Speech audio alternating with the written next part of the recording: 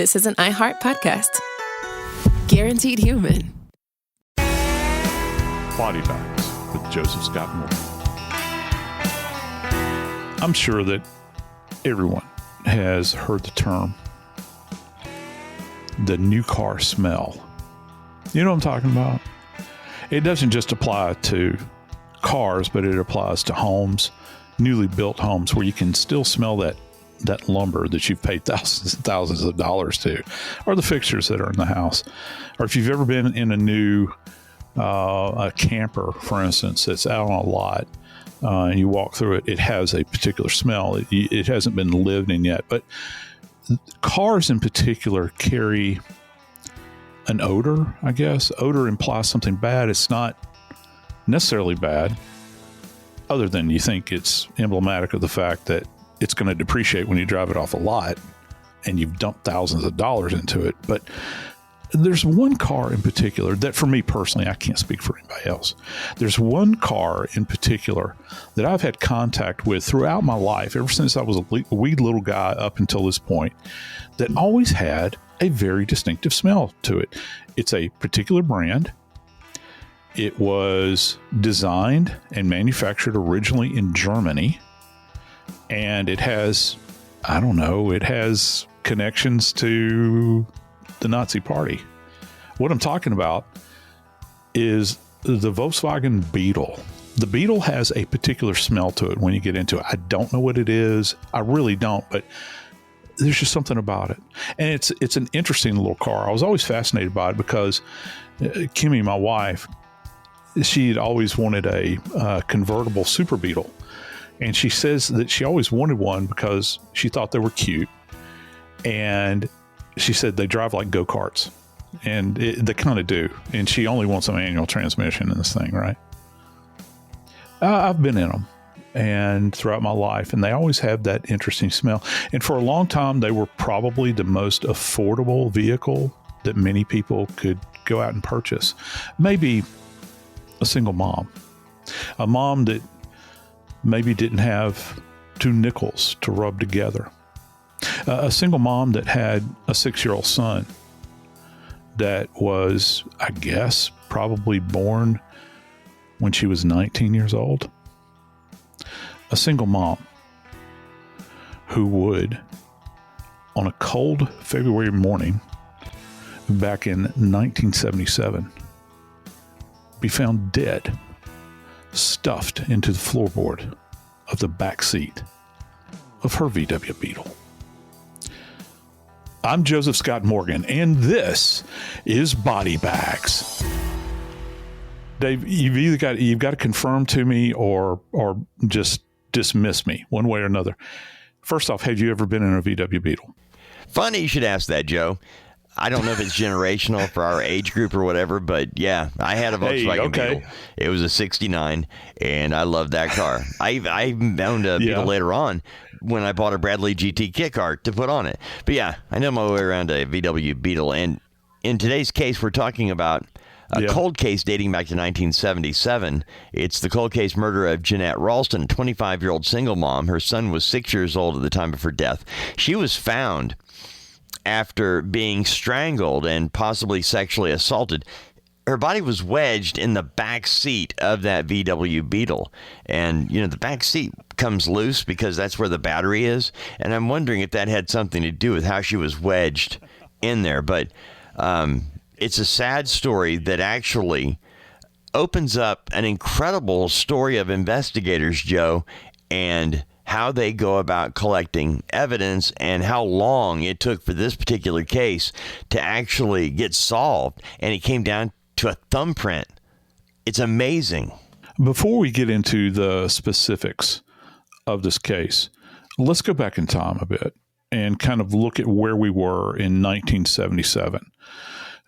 Listen, the 77 was not the dark ages of forensics, okay?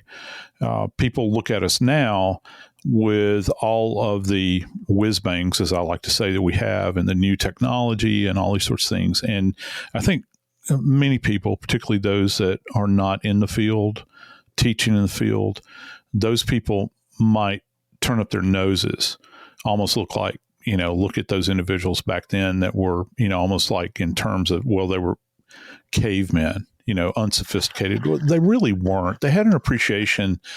They did have an appreciation for things like trace evidence. Okay. They had an appreciation for fingerprints. Okay. Because that was kind of your life's blood, no pun intended. We didn't have DNA. It's before those days. But what we did have was serology. And serology is a division within a forensic lab that still exists, but it is the wellspring from which DNA springs. Okay, so if you think about serology, let me kind of break it down for you what a serology section would do in a forensic lab. They're going to look at various bodily fluids. Okay. Now, some of these are kind of disgusting, but we'll run through them real quick. Number one at the top of the heap is blood. And back then we couldn't do DNA. It had no forensic application back in 77, but what they would do is they would do blood typing. Okay. And try to determine what your specific blood type was. And if you were lucky, you might find somebody that had a specific trait within their blood. I think probably the biggest category for that kind of trait that you might want to look for is like sickle cell, for instance. And there are other things, that you can look for when you're examining blood that's left behind. So we've got blood. I think next we've got semen, and I don't mean sailors. We've got semen, which plays into two of these fluids I'm going to mention, where a certain percentage of the population are secretors. And what that means is that if you have ejaculate that you can collect with a rape kit, that portion of the population that are secretors, and that ejaculate that you can get per rape kit might actually have RBCs in it, red blood cells. And same thing with saliva as well. And so if you can find the saliva, if you can find ejaculate, then there's a chance you can type the blood with that as well. And it's also a specific identifier, because if you look at the secretor population, you couple that with a specific blood type, then you've already narrowed down your field. But that is about as far as we could go. Now, the other things that specifically you can, I guess, they'll probably do a little bit with urine, but one of the more disgusting things they deal with is feces. And one of the things about feces is that, first off, when feces passes through the body, and this is one of the things that you test for now relative to DNA, the epithelial cells from the interior of the bowel, from the walls of the bowel, are actually ripped away, with every bowel movement. Now they replicate, but it rips away, and you'll find evidence of that within the feces. Okay. And, with feces also, you're looking for foodstuffs that might be identified. Those sorts of things. A really disgusting job. It's not something that, hey, what did you do today at work, Dad? Well, I looked at stool samples all day long, or whatever the case might be. Unidentified stool samples. Wouldn't that be wow. Lovely? So the tip of the cap to the people in serology, but that's really, you had a crappy job. Yeah, exactly. Padump. You'll be here all week. Try the veal. You have that, and then the technology coupled with fingerprints as well. Fingerprints are a bit more specific, aren't they? Because, they say, everybody has unique fingerprints. By the way, I know I've mentioned this before. There's never been a true quantitative worldwide study to verify that. Okay, and you can go back and check some of the studies that were done during the Obama administration relative to the excellence in, I can't remember the name of the act, but it was one of the things that went forward that kind of diminished bite mark evidence and those sorts of things. I remember. And they were examining fingerprints and the science of fingerprints. How did we come to this conclusion that everybody accepts as common scientific knowledge that no two sets of prints are identical unless you're identical twins? Okay. So it is a unique identifier. You can say that, but it's not as unique as a genetic profile. But hey, look, it's the best they had, to deal with. Let me add one quick thing, Joe, because you and I both are children of TV. Yeah. And when we were growing up on television, the detective shows, putting the case together, following the evidence, there was always somebody that was on the cutting edge of the latest technology. So whether it was 1957, 67, 77, or 87, when we finally got to have DNA in a case, they were using cutting edge material to find the latest perp. And because we don't know what's next right now, we think we're the end all be all with this. We're not. We're not. What next? It could be that we find out that the ear hair, or that an eyebrow hair or something actually identifies everything. I mean, we don't know what's next. But back then, you mentioned it wasn't the dark ages. We had detectives who knew how to keep a crime scene clean, because in this particular case, Joe, they had to get this evidence, and they had to store it properly, and without a knowledge of what was going to come. They had to do some things back then that allowed somebody that wasn't even born at the time. Boy, you're absolutely right. The people in the case that we're going to talk about today that examined the evidence in this case were not even probably a thought in their parents' minds at that point in time. And that goes to the police agency, and it goes to every police agency that can hold on to a case and that can preserve very fragile biological evidence. And included in that group is not just, say, for instance, a rape kit. We're talking about fragile fingerprints, which are, it's kind of amazing. One of the most fascinating things I've seen a couple of images of this. Have you ever seen the images of the monks? They're not modern day monks. These are monks that, from 1,000 years ago that were in some monastery, and they were actually translating the Bible, and they have that image where they're sitting at the desk. So there's a single candle burning, and they're like sitting there and doing that beautiful script and translating the Bible. And, they've taken a substance called ninhydrin and have applied it to pages of these texts. And Dave, they've raised fingerprints that are over 1,000 years old. One of the coolest images I ever saw was actually on the relative to monks, and I might be wrong about that. I think I'm right. A cat had stepped in an inkwell like 900 years ago and had walked across the pages, and you could still see the cat paw prints on the page. So many things that we come in contact with always leave a trace, just like the sage of sages said many decades ago, Edmond Lacard. Every contact does, in fact, leave a trace.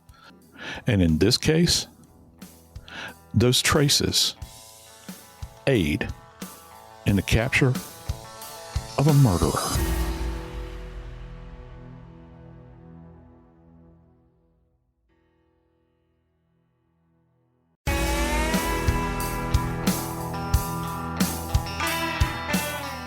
I like to use the adage many times that people that destroy lives are akin to somebody that takes a brick and throws it through a beautiful ancient stained glass window.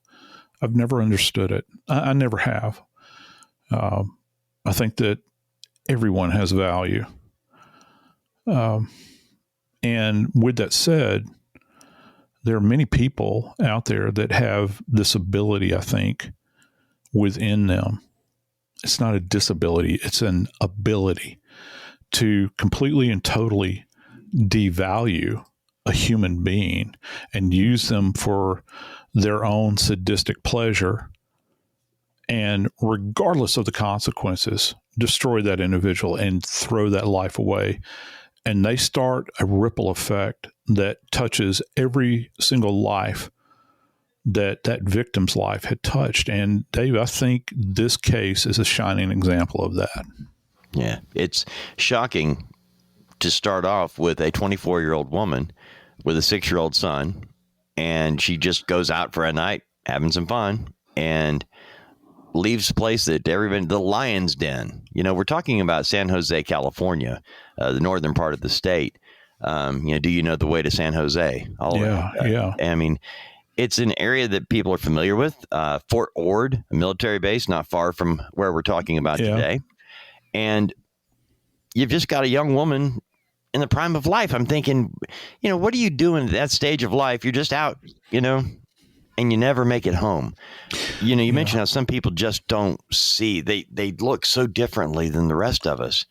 I think about that 6-year-old boy, whose mother didn't come home, who had to tell him what happened. And then, by the way, kid, we don't know who did it. We just know that somebody did it, but we don't know who. And this case went cold pretty quick, Joe. They had witnesses, and you told me about the drawing. You got to break this down because, friends, when I was telling Joe, hey, man, I've got this, there's a picture. They actually did have witnesses. Here's the guy that we saw leave with her at the same time.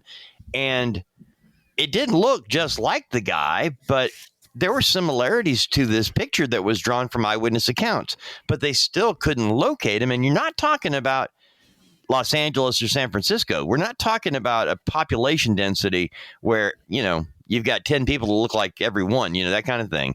Yeah. This is an area that, You're talking about San Jose. I mean, and back then in particular, I can't speak to San Jose now. I've always envisioned the area is probably populated with really wealthy people. All of that area is so expensive to live in now. But back then, it wasn't right off post from Fort Ord, which, by the way, shut down, I think, in like 91 or 92. But Fort Ord was a post that had significant people that passed through there. Clint Eastwood was actually stationed there during the Korean War. He taught, he was a swimming instructor in the Army and survived a plane crash, actually. And him and another guy swam to shore, and the rest of the people on the plane were killed. And he was stationed at Fort Ord, I think. I might be mistaken about that. And of course, he winds up, buying a home, down the coast, because he was so enamored with that area of the country. But Fort Ord was eventually closed. But interestingly enough, it turns out that the suspect that was involved in this case may have had a connection to Fort Ord. And I find that quite fascinating, that this individual, because I remember what it was like to be a young soldier. When you're a young soldier and you have the ability to go off post, first off, the NCOs are all terrified that you're going to get thrown in jail for something. The idea, what's the old saying, don't add to the population, don't subtract from the population, don't get thrown in jail. And that's kind of the instruction that they give you before you leave. But it's, for those that haven't been in the military and you get a pass, when you can leave post, and you're a young man, it's exciting. Okay, so you're going to go up the road, and literally San Jose is up the road from Fort Ord. But you never know who's going to be in the mix in that population down at Fort Ord. There were interesting people that had been in the Army during the same time period, a little bit before this, but Berkowitz had been in the Army. At the same time that this was going on in 77, I believe Dahmer was still in the Army. So, did not have a stellar career, as you can imagine. So, yeah, the military produced some interesting characters, back during that time. And so with that said, you've got this young mama who is eventually found not in the parking lot of the Lion's Den, but it's a couple of miles away in her vehicle. And I thought, who saw this individual that left right behind her? And when you look at the sketch, Dave, as you stated, and rightly stated, the sketch doesn't actually look exactly like the person. But I want everybody to hear me right. When it comes to any kind of forensic artistry, you're not looking to get a spot-on match. And when I say forensic artistry, I'm talking about whether it's hand drawings or even clay renderings because I've seen some clay renderings that were so far off the mark. Do you remember they used to use them on America's Most Wanted? Yeah. And they would put that clay rendering up there. And I remember people saying, it doesn't look anything like him. But the purpose of this is to try, if you're going to be talking to witnesses and you get information from them, it might be a specific feature that they can indicate on this rendering that might spur memories with other people.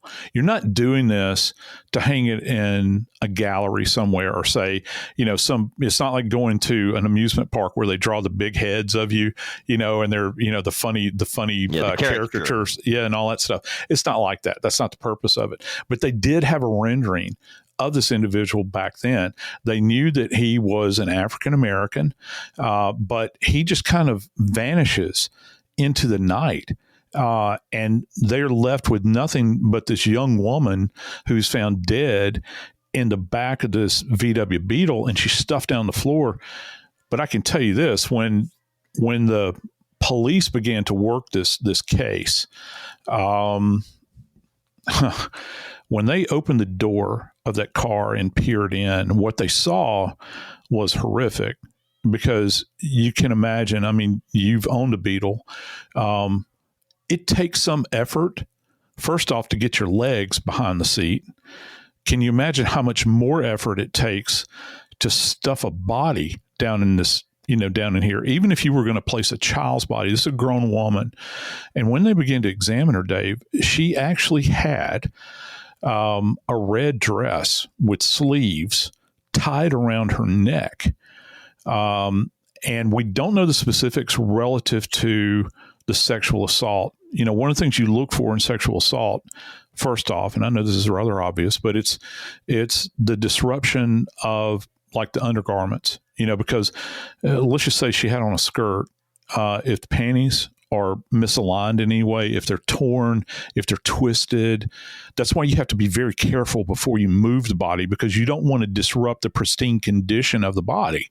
Because if he has pulled the panties off of her and raped her, which is kind of being implied, I don't know if they found the underwear there or not, but when this occurs, you have to observe the body in its pristine condition, or you're going to lose everything completely. You're going to lose context is what's going to occur.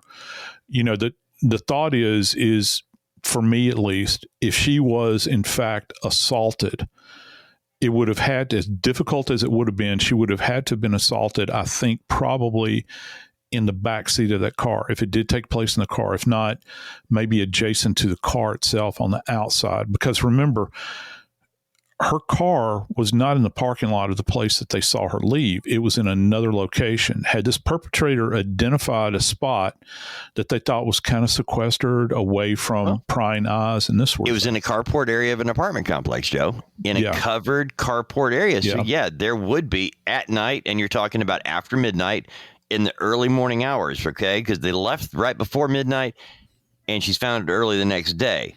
So and that would be it would be a place where you could go without being seen.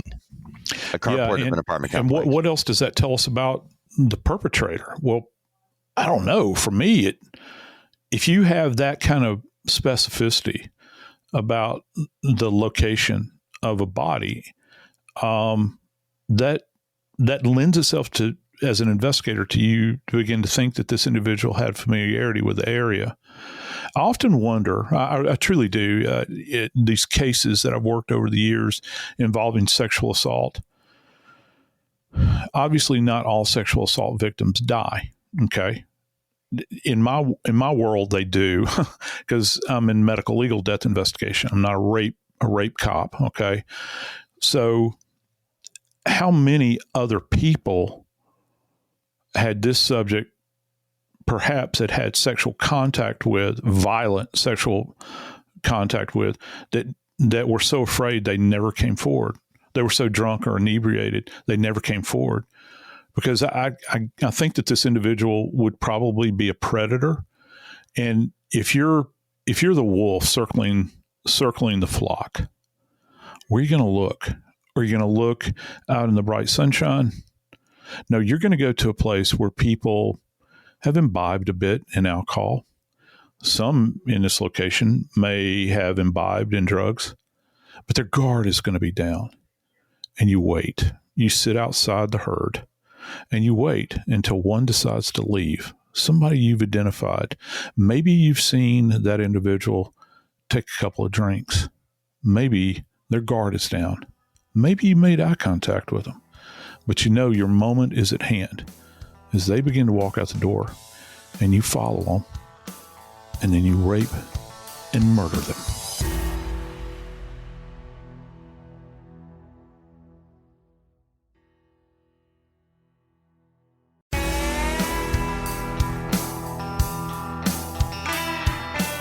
Dave, I know that you have mentioned that our victim here is 24 and she's a single mom. She's got a 6-year-old son. Can you tell us anything else about her at all? Her name's Jeanette Ralston.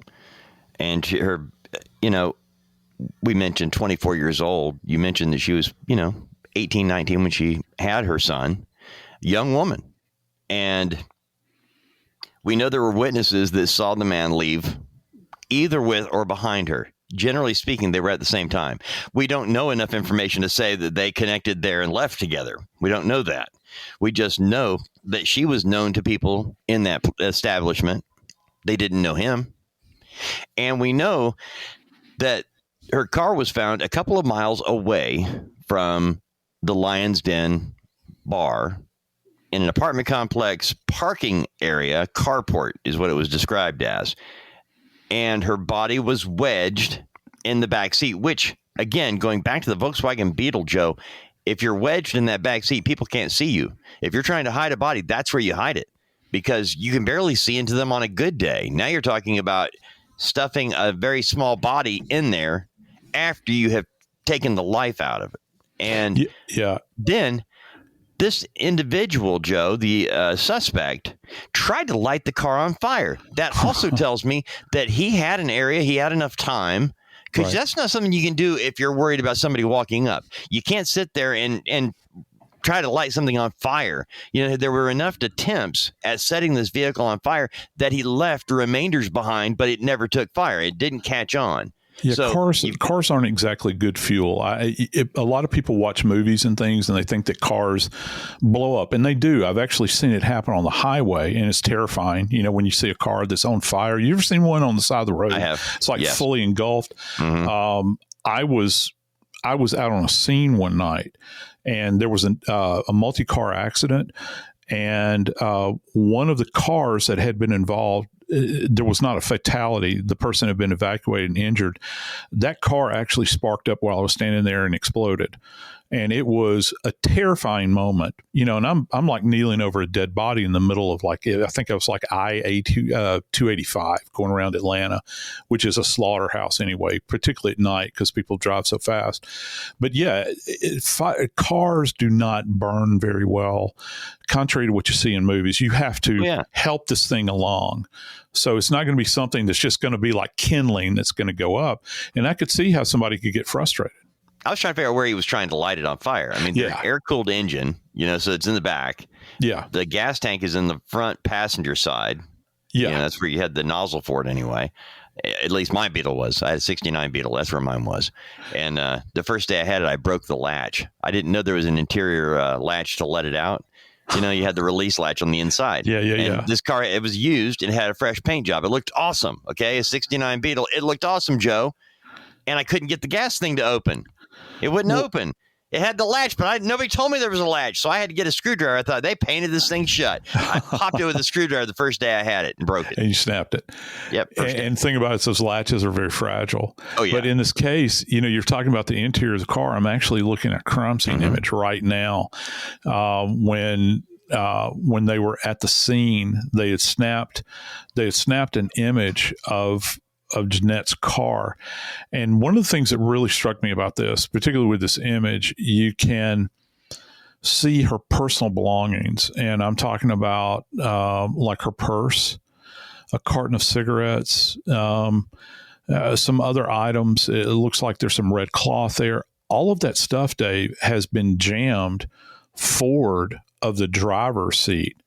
And what the significance of this is that these items were probably in the back seat, and the perpetrator had to make room for it. So these are all jammed onto the floorboard forward of the two seats in the front to make room for whatever activity was being engaged in the back. I think that we can conclude that it was sexual assault and subsequent strangulation, or it could have been sexual assault while strangulation was going on.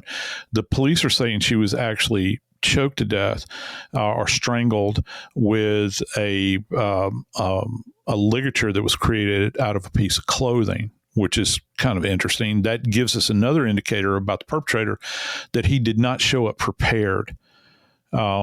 Some of these perpetrators like to use their bare hands because there's a tactile thing to it where they can actually touch the skin of the other person. This individual chose not to do that, but chose to use a ligature made out of a piece of cloth or clothing and do this. But I want to jump back to something real quick. The generation that exists now doesn't know much about marketing of cigarettes. Do you remember when we were kids and you see the Marlboro Man on television? Yeah. Tom Selleck was actually a Marlboro Man. I think Sam Elliott was a Marlboro Man. No, he was in the movie as a Marlboro Man. Thank you for smoking, I think is the name of it. Great movie, by the way. But they marketed cigarettes to specific groups. In this case,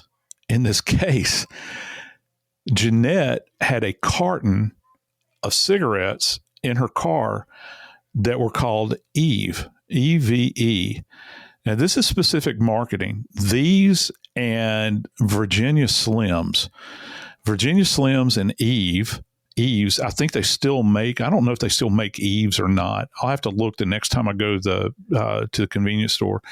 But with Virginia Slims, those cigarettes are actually marketed to women. And that winds up being crucial in this case, Dave, because on the surface of one of these packs of cigarettes, and if anyone out there has never smoked before, if you look at a pack of cigarettes, they used to come wrapped in cellophane. And so you would have either the soft pack or the box pack inside of the carton. Most of the time it'd be a soft pack, and those would actually be wrapped in cellophane. Well, what is cellophane? Cellophane it creates a smooth, non-porous surface. So if you touch that with your finger, all right, maybe you're moving it, because when you see, I can actually see the carton of Eve cigarettes on the floorboard. If he grabbed that carton and happened to stick his finger or his thumb inside of the pack, he could touch one of the packets of cigarettes in there. Well, what happens? You leave behind an unseen print, otherwise known as a latent print. And Dave, the San Jose Police Department actually preserved that fingerprint. We always talk about how fragile DNA is. How could they do fingerprints are equally fragile. How? Before we began this, I told you I made a note, because I was shocked that we're talking 50 years here, Joe. Yeah. We're talking, this is in January 31st, 1977. I mean, we're talking, You Make Me Feel Like Dancing by Leo Sayer and Rose Royce, Car Wash are the top two songs. Yeah. And that's when this thumbprint was left on this carton of cigarettes. Right. And yet they have the ability to save it so that all these years later, a 6-year-old boy who's now a grown man will actually know on this Mother's Day who was responsible for taking his mother from him. The foresight, and then whatever they got from under her fingernails, Joe, you have to explain to me what they had to do that it could be used all these years later. Yeah, and it would appear that the San Jose Police Department, relative to Jeanette's case, really paid attention here. They were able to retain this fingerprint, and there's an interesting story that goes along with this, by the way, and preserve it to the point where it was still readable, or they had dusted it initially. and still had that latent on file, but they didn't get a hit on it.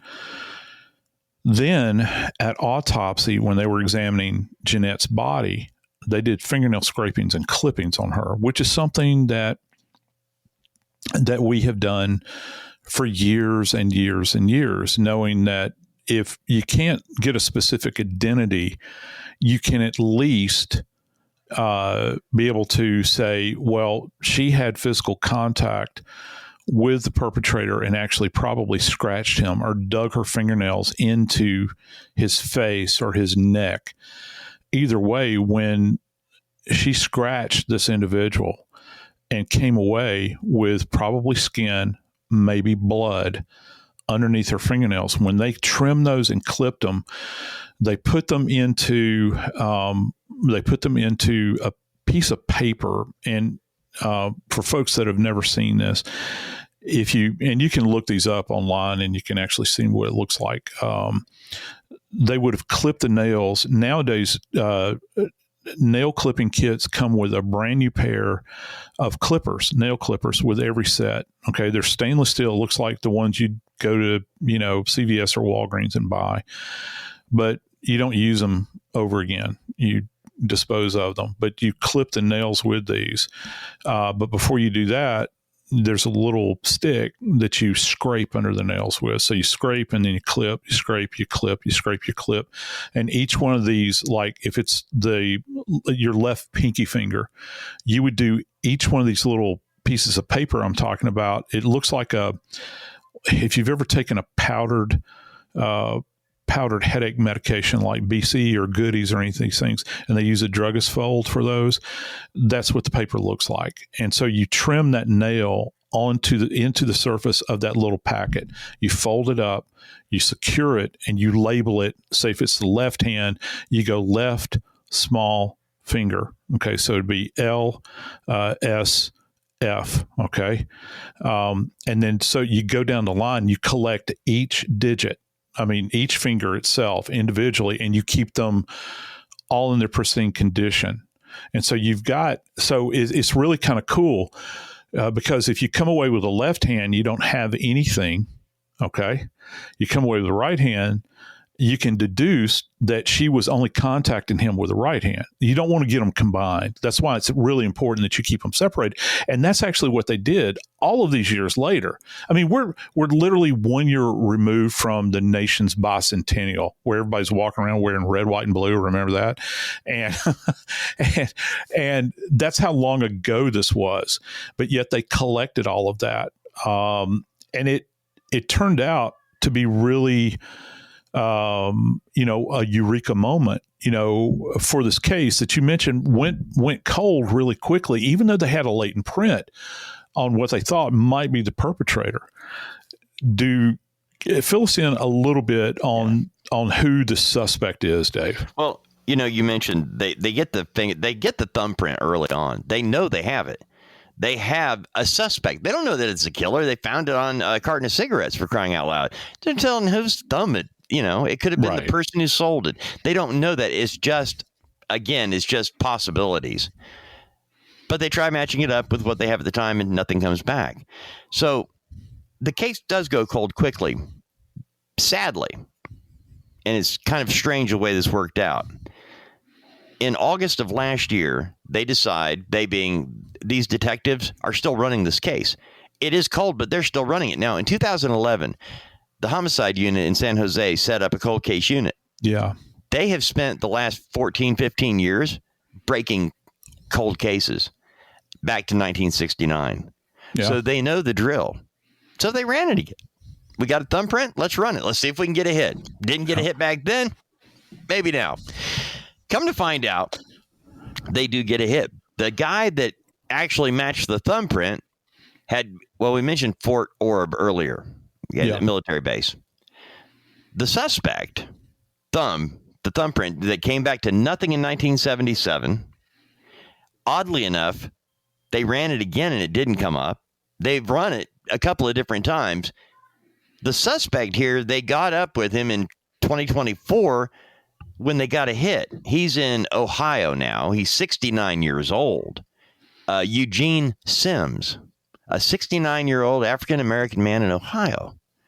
His thumbprint matches. Yeah. And so, again, it's just a suspect, Joe. He didn't come up at the time. Don't know. But then they run Eugene Sims and find out, hey, wait a minute.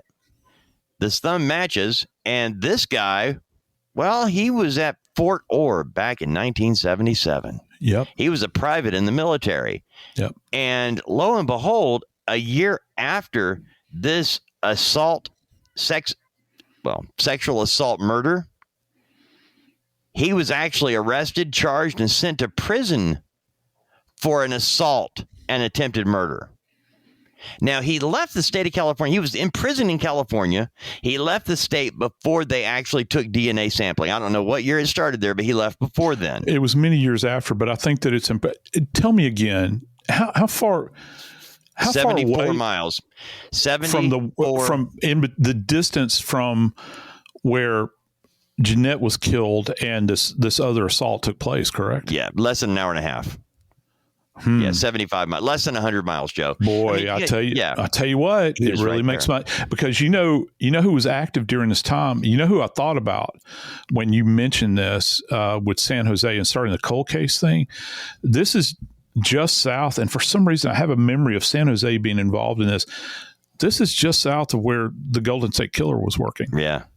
And wow. And I'm thinking, to my friend Paul Holes that works with Othram now. I was thinking, you begin to think about, was this guy also active out there? Because I'd like to look at his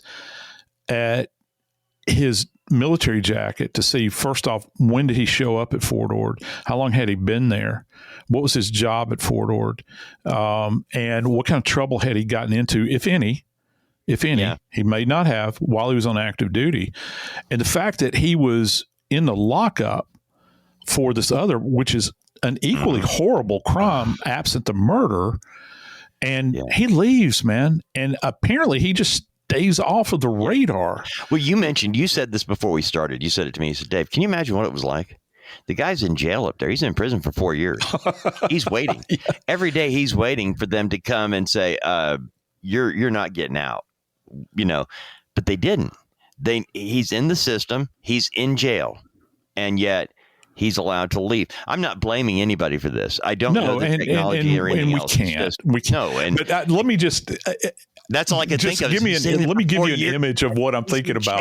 And his cellie is like he's not telling anybody. The guy kept his mouth shut. I have visions of him with a brown paper bag with all of his earthly belongings wrapped in it. They take him to the main gate. He throws this under his arm, and he starts to quickly walk away when he is finally let go from the prison. And, looking over his shoulder, because that's a key time, right? Because they might not tell you they're coming after you. There's literally somebody. Can you imagine? They let him do his 4 years, right? They let him do his 4 years, and there's a car. They've worked the lead on this thing, and they think that it's him.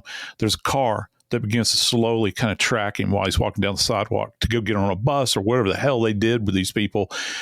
And all of a sudden, they pull up and they say, "Come here." They badge him. "We want to talk to you about this case out of San Jose." And it didn't happen. No. This guy, unlike Jeanette, got to go on living his life, Dave. He lived a full life in the whole grand scheme of things, a lot longer than this young woman did. Oh, man. Now, what happened, because the reason we're covering this is that they've really recently hooked him up, haven't they? In this week. Well, it's going on right now. Actually, they, as we mentioned, last August, they ran the thumbprint, and it came back to this guy. And not this guy, Eugene Sims, 69 years old in Ohio. They then sent a team out there to get DNA, got a sample, and it came back to what they found under her fingernails. And that's why I was so caught up in how they were able to keep this evidence viable, because the thumbprint's not enough. A thumbprint, you know what I mean? It puts you around it, but that's not enough. That's just enough to put you somewhere around a carton of cigarettes. Which, you can ask him questions all you want. And this guy's an ex-con. Right. The and DNA under the fingernails. If he's retained any of that knowledge from being an ex-con, he'll keep his mouth shut, and you won't get peep out of him after that. But the tie back to the DNA is the key here. There was one thought that had crossed my mind about this case. Interestingly enough, and the authorities have talked about this, in 2018, the FBI that actually manages the national fingerprint database, which is, as you can imagine, vast, they upgraded the algorithm on this thing. And so it was after 2018, they decided to plug this thumbprint in. And all those years before, now keep in mind, he had been in the system, Dave. He's been in the state pen in California. He's in the system. Yeah. They never got a hit, but yet they adjusted the algorithm on their system to read prints, and they get a hit on this guy. And so that's, again, I love to use the image of the proverbial thread on the sweater that's pulled. They pulled it with that. And when they pulled it, the whole charade, everything, that lie that this monster had been living all these years with the ghost in the memory of a beautiful young mother dead long, long ago that he never thought he would be held responsible for. Now, he's on a journey. He's on a journey that soon will start where he will be extradited from Ohio, and he's going to stand tall, not in a military uniform, but he's going to be standing tall before a judge, and they're going to formally charge him, and they are going to try him. And maybe, just maybe, Jeanette will finally get some justice. I'm Joseph Scott Morgan, and this is Body Bags.